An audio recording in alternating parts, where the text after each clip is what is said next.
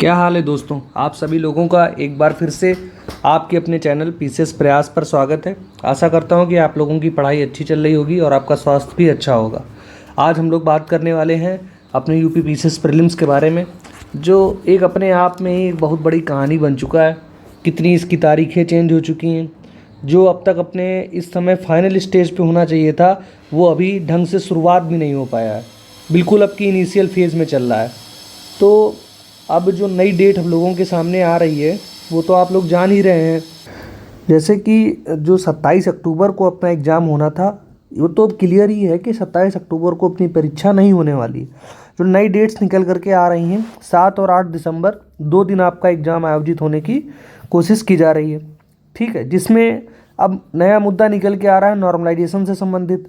तो ये क्या पूरी प्रक्रिया है, इससे क्या अभ्यर्थियों के ऊपर प्रभाव पड़ने वाला है, ये सारी बातें ऑलरेडी हमने एक वीडियो में कवर कर दी है। अगर आप उसको देखना चाहेंगे तो उसकी भी लिंक आपको डिस्क्रिप्शन बॉक्स में दे दी जाएगी। आप वहाँ पर जा करके देख सकते हैं। बाकी आप लोगों को जो मेल करनी है उसका क्या पूरा प्रोसेस है, क्या उसका मैटर रहना है, वो सब आपको मेरे टेलीग्राम चैनल पे भी मिल जाएगा। वहाँ से आप लोग जाइए, मेल को देखिए कहाँ पे आपको मेल करना है, उन लोगों को मेल करिए, क्योंकि ये आप लोगों के लिए ही हो रहा है। अगर आप लोग इसमें एफर्ट नहीं करेंगे तो कुछ नहीं होने वाला है। आप लोग अधिक से अधिक मेल करिए आयोग को, ताकि ये नॉर्मलाइजेशन ना हो तो बेहतर ही रहेगा। और बाकी अगर होता है तो फिर उसमें हम लोगों का कोई जोर नहीं है, बस हम लोग परीक्षा दे सकते हैं। बाकी जो भी रिजल्ट आएगा उसको हम लोग को स्वीकार करना होगा। अब हम लोग अगर मोटा मोटा देखें तो लगभग आपको 50 दिन मिल रहे हैं फिर से। अभी तक तो आपकी तैयारी अच्छी तरीके से हो जानी चाहिए थी दोस्तों। हाँ, फिर भी अगर आप किसी कारणवश आपकी तैयारी में कोई कमी रह गई है, अगर अभी अच्छे से आप लोगों ने नहीं पढ़ा है, तो ये मौका मिलना तो नहीं चाहिए था, लेकिन फिर भी आप मानिए कि ईश्वर ने आपको फिर से एक मौका दिया है और लगभग 50 दिन आप लोगों को और मिल चुके हैं। ठीक है, तो इसमें कुछ बातें आप लोगों को याद रखनी है। सबसे पहली बात कि बचे हुए 50 दिनों में दो प्रकार के बच्चे होंगे। इसमें ऐसे लोग जिन्होंने प्रीवियस ईयर क्वेश्चन को अच्छी तरीके से कर लिया होगा, तो वो लोग भी अब ऐसा नहीं कि उसको इग्नोर कर दें। अगर आपने कर रखा है तो उसको आप बार बार रिवाइज करिए, और जिन्होंने नहीं किया तो बिल्कुल करें। अगर आप इसको बिना किए जा रहे हैं तो आप अपने पैर पर ही कुल्हाड़ी मार रहे हैं। सबसे पहली बात, आप एनालिसिस तो छोड़िए, आप वो फैक्ट गलत करके आएंगे जो सारा बच्चा जिसने भी मन लगा करके पढ़ा है प्रीवियस ईयर क्वेश्चन अपने सही करेगा, और आप वो क्वेश्चन गलत कर रहे होंगे, जिसके परिणाम स्वरूप आप ऑलरेडी उसी समय परीक्षा हाल में ही या परीक्षा से बाहर हो जाएंगे। तो ऐसे चीज़ों को हम लोगों को अवॉइड करना चाहिए। जब हमको पता है कि लगभग 55 से 60 प्रश्न जो हैं कहीं ना कहीं से रिपीट होते ही हैं, प्रीवियस ईयर क्वेश्चन के किसी ना किसी फॉर्म में आपको परीक्षा में देखने को मिलते ही हैं, तो इसको हम बिल्कुल भी अवॉइड नहीं कर सकते हैं। फिर क्या करना है, अभी जो पूरा शेड्यूल आपको इसी वीडियो में बताया जाएगा कि आपको 50 दिन कैसे क्या पढ़ना है। उसमें 10-15 दिन आपको लगातार ईयर वाइज आपको पेपर भी सॉल्व करना है। मतलब आप प्रीवियस ईयर क्वेश्चन तो बुकलेट से पढ़ेंगे, आपको प्रिंट आउट लेना है। टेस्ट सीरीज को आपको ज़्यादा प्रीफर मत करिए, क्योंकि बाजार में दोस्त ऐसी भी कोई भी आपकी टेस्ट सीरीज नहीं है जो आपको आयोग के ध्यान में बनाई जा रही है। वो या तो यूपीएससी का पैटर्न फॉलो कर रही है, या तो बहुत कठिन बना दे रही है, या बहुत ही आसान पेपर बना दे रही है। तो उसका कोई मतलब नहीं है। आप लोग सिंपली क्या करें, अपना एक ईयर वाइज पेपर अपना प्रिंट आउट करा लें, और उसको आप लोग समय जितना होता है उसमें लगाइए। और जो उसमें करंट अफेयर्स के क्वेश्चन आते हैं उसको, अगर वो इस समय भी, मतलब जैसे मान लीजिए कोई रैंक है वो 2021 की थी, तो वो 2024 में भी रिलीज हुई है, तो उसका नया डाटा देख लीजिए और आप लोग अपने पास लिख लीजिए, उसको आप लोग रिवाइज करिए। या तो आप करंट अफेयर्स के क्वेश्चन को अवॉइड कर सकते हैं। अवॉइड इन द सेंस, ये तो आप देखेंगे ही कि करंट अफेयर्स के किस प्रकार के क्वेश्चन आ रहे हैं। हाँ, उसको जब काउंटिंग में आप उन क्वेश्चंस को काउंट नहीं करेंगे। ठीक, दूसरी बात, सीसेट की बात करते हैं। अगर कुछ लोग सीसेट में मेरे दोस्त परेशान हैं, तो सीसेट का क्या है कि ऑलरेडी एक एक पॉइंट पे मैंने वीडियो बना रखी है। बस आप लोगों को उसकी भी लिंक डिस्क्रिप्शन बॉक्स में मिल जाएगी, वहाँ जाइए, उस वीडियो को देखिए। आई होप कि आपको वो वीडियो देखने के बाद सीसेट में कोई भी परेशानी नहीं होने वाली है। अब हम लोग बात करते हैं वैकेंसीज। लोग लगभग जहाँ तक मुझे अनुमान है, जितनी मेरी जानकारी है, 1000 से ऊपर पद आप लोगों को इस भर्ती में मिलने ही वाले हैं, इसमें कोई दो राय नहीं है। अगर इसमें आयोग या सरकार कोई छेड़खानी नहीं करती है तो 1000 पदों का अधियाचन आप लोगों को जब तक आपका प्रारंभिक परीक्षा का डेट्स एग्ज़ाम हो जाएंगी तब तक आपको मिल जाना चाहिए। कुल मिलाकर के जो मेंस के लिए अभ्यर्थी बुलाए जाएंगे लगभग 1000 पदों के अनुसार ही बुलाए जाएंगे। आपको क्या करना है कि जो आपका प्रश्नों की टारगेट होना चाहिए लगभग आपको 105 क्वेश्चन का टारगेट रखना है, तब आप जाकर के कहीं 100 प्लस क्वेश्चंस को अचीव कर पाएंगे और आप तभी एक सेफ कैटेगरी में होंगे, वरना आप परेशान रहेंगे। पेपर दे करके आएंगे, रोज कट ऑफ देखेंगे, आज ये वाला कट ऑफ, किसी ने आपके नंबर की कट ऑफ बता दी तो वो आपको बढ़िया लगेगा, दूसरा चैनल आपको बेकार लगेगा। अगर इन सब परिस्थितियों में आप नहीं फंसना चाहते हैं तो लगभग आपको 100 का जो बाउंड्री है उसको क्रॉस करना ही पड़ेगा दोस्त, ठीक है। बाकी इसमें क्या रहता है कि 2 पेपर होने, एक जीएस का, एक सीसेट का।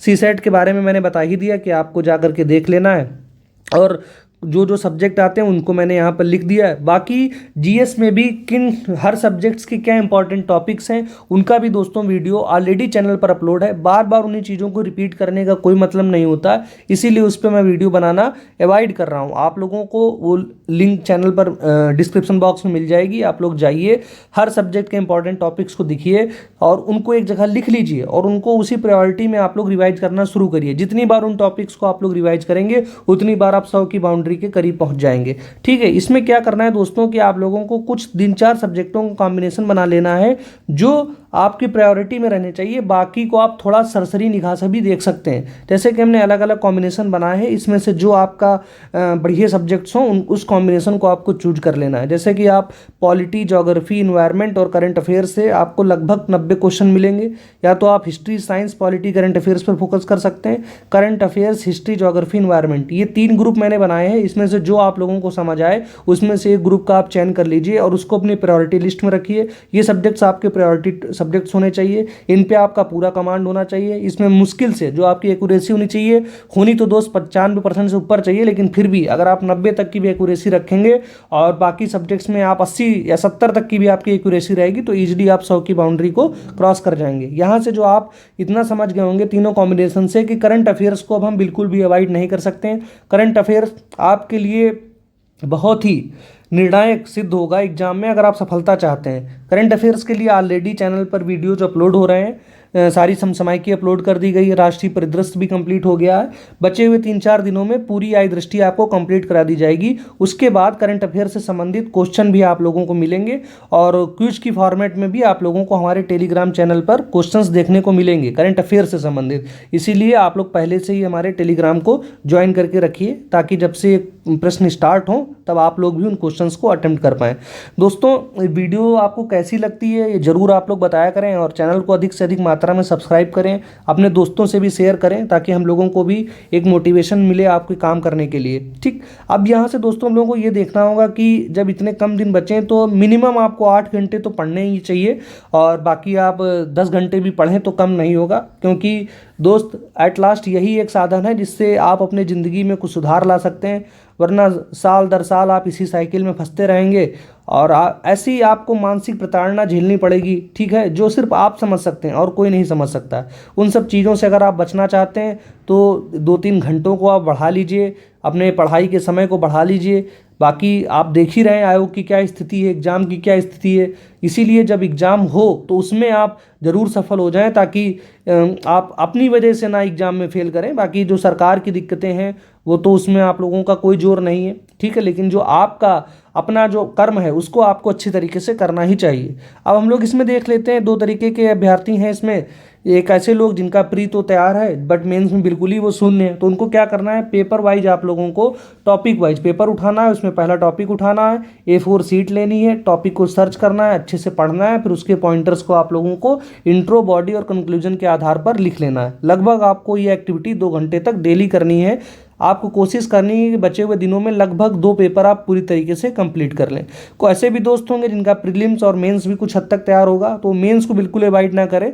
2 क्वेश्चंस डेली वो लिखने की कोशिश किया करें, क्योंकि एट लास्ट मेंस ही है जो आपका चयन निर्धारित करेगा। अब हम लोग अपने शेड्यूल को देख लेते हैं कि 15 तारीख से हम लोगों को किस तरीके से पढ़ना है। तो आप लोग इतना समझ गए होंगे जो ऊपर मैंने प्रायोरिटी सब्जेक्ट्स बताया कि उसमें करंट अफेयर्स बिल्कुल मस्ट है, जिसको आप इग्नोर नहीं कर सकते। तो उसी तरीके से जैसे आप 15 तारीख से स्टार्ट करेंगे तो 15 अक्टूबर से लेकर के 19 अक्टूबर तक आपको साइंस पढ़नी है, साथ में आपको करंट अफेयर्स पढ़ना है। 20 तारीख को आपका इसी को रिवीजन करना है। फिर 21 से 24 तक आपको पॉलिटी और करंट अफेयर्स पढ़ना है। 25 को आपको रिवीजन करना है। 25 से 30 तक आपको ज्योग्राफी और करंट अफेयर्स पढ़ना है। 31 को आपको रिवीजन करना है। 1 तारीख को आपको क्या करना है, ऊपर जो सारे सब्जेक्ट्स आपने पढ़ा साइंस, पॉलिटी, ज्योग्राफी, इन तीनों को आपको रिवीजन करना है अच्छी तरीके से। फिर आपको क्या करना है कि जो 1 नवंबर से 2 नवंबर तक एनवायरनमेंट को अच्छी तरीके से खत्म कर लेना है। 3 तारीख को उसका रिवीजन करना है। और हिस्ट्री को 4 से 9 नवंबर तक, और आपका इकोनॉमी को 11 से 13 नवंबर तक। बाकी पूरा शेड्यूल अच्छे से मैंने यहाँ पर लिख दिया है। इसमें आप क्या कर सकते हैं, लगभग 4 घंटे आप सब्जेक्ट को दे सकते हैं, 2 घंटे आप लगभग करंट अफेयर्स को दे सकते हैं, 1 घंटा आप लगभग आपको प्रीवियस ईयर क्वेश्चंस को देना ही पड़ेगा। जो 15 तारीख को जब ये आपका शेड्यूल कंप्लीट हो जाए, ये लगभग आप 30 दिन में पूरा सिलेबस कवर कर रहे हैं अच्छे से रिवाइज करते हुए। तो जो आपका तीसरा रिवीजन होगा, एक तो आप साथ में रिवीजन करते जा रहे हैं, जो आपका तीसरा रिवीजन होगा दोस्तों, उसके लिए आप क्या कर सकते हैं कि जितनी स्पीड से आपने किया उसको डबल कर देना। जैसे मान लीजिए कोई सब्जेक्ट आपने 5 दिन में किया, तो अब जब आपका तीसरा राउंड है रिवीजन का, तब उसमें आप 2 दिन में उस सब्जेक्ट्स को खत्म करेंगे। कोई अगर आपने 2 दिन में सब्जेक्ट खत्म किया था, तो उसको अब आपको 1 दिन में खत्म करना है। तो लगभग आपको 15 दिन लगेंगे। तो 30 नवंबर तक आपका तीसरा राउंड जो है रिवीजन का वो भी हो जाएगा। अब इसके साथ आपको क्या करना है कि प्रीवियस ईयर क्वेश्चन जो मैंने बताया था प्रिंट आउट फॉर्मेट में, जिसको आप टेस्ट सीरीज भी समझ सकते हैं, उसको भी आपको यहीं पर लगाना है। और साथ ही साथ आपको 5 साल का लगभग सीसेट का पेपर भी लगा लेना है। बाकी सीसेट की बिल्कुल जो निचोड़ है वो ऑलरेडी एक वीडियो में आपको बताया गया है, उसको आप लोग जरूर देखें। अगर आप उस वीडियो को देखेंगे, उसमें बताई हुई बातों का पालन करेंगे, तो सीसेट में आपको कोई भी दिक्कत नहीं होने वाली। फिर जो आपके 1 तारीख से लेकर के एग्जाम के दिन तक की जो भी आपके बचेंगे 5-6 दिन, उसमें आपको क्या करना है, जो आपके पॉइंटर्स हैं उनको अच्छी तरीके से रिवाइज करना है। और जितना हो सकता है अपने दिमाग को शांत रखना है, फर्जी की उलझनों में नहीं फंसना है। जितना काम रह सके उतना काम रहने की कोशिश करें बस। बाकी आपको अच्छा रिजल्ट ही मिलेगा, ये मेरा आप लोगों से प्रॉमिस है। बस आप लोग बताई हुई बातों को अच्छी तरीके से पालन करें। बाकी आप लोगों को ऐसे ही वीडियोज़ और मिलते रहेंगे। वीडियोज़ को देखने के लिए चैनल को आप लोग सब्सक्राइब करें, अधिक से अधिक मात्रा में अपने दोस्तों से शेयर करें। धन्यवाद दोस्तों, मिलते हैं अपनी नेक्स्ट वीडियो में।